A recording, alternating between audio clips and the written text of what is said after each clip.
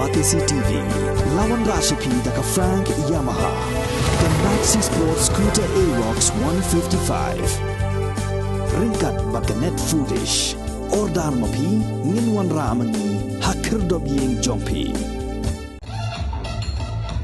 Ki Samla Pule jangka Alpha College of Arts and Commerce, Kashlem Pule kebadan Hathem Riboy, Kibla Shipmenta Hakirin Sani ko Bapher, Kibla Long Baro Taïew, Haka Arterik Unai Wing at Hajar Puar, La Penkut no, Yakani Taïew Lehkmen, Daka Jingsa Kilang Jong MLA Kadnongpo Constituency, Uba Mineral Bonds Aim, Ubala Long Kumukang San, Ringkat Kajingadon Lang Jong MDC Kadnongpo, Uba Balajit Rani, Ka District School Education Officer Jong Kariboy District Kakong, Paido Lin Lingdo Nonglan, U Principal Jong Ka Alpha College of Arts and Commerce, U Pastor KB Kharpateng, Ka Principal Jong Ka Alpha English Higher Secondary School Kakong, WK Bala, Kinohikai Ki Samla Pule Bat Kiwei. Haka ni kasngi uba mineral bond ula IT ru daka song pisa syaki buar penya jong ka college kom ka jingedon bentalang haka ni ka jing Lehkmen jong ki Samla Pule.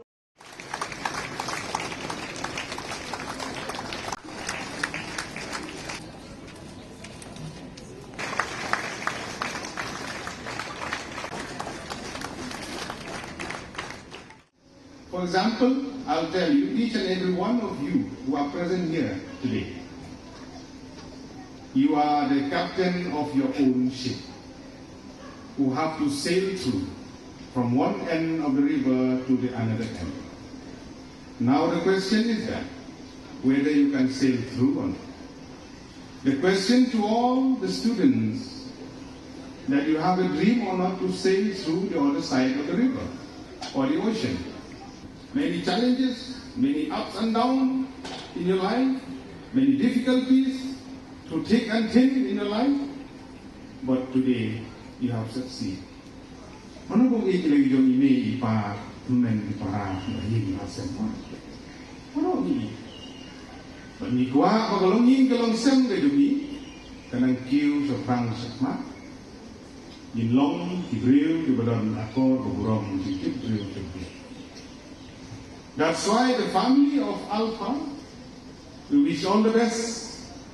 Beliau rengkat kaki, nangyan nagpor sa kapor, nangkiw na kuwi keran sa kuwi keran.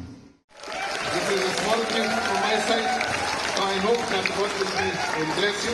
Thank you so much. A small gift of 50,000.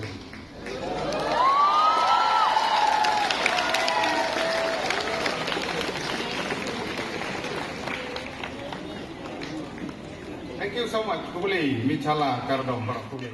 You have spent your full week for many programs, and today you are waiting for the very important one, as I have seen in your program.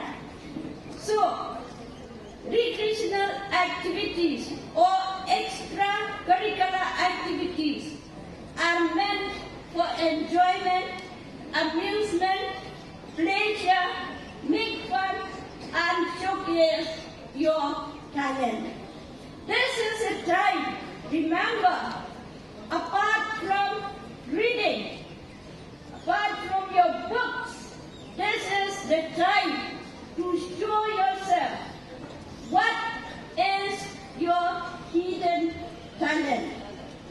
And this will help you to refresh your mind and refresh your body.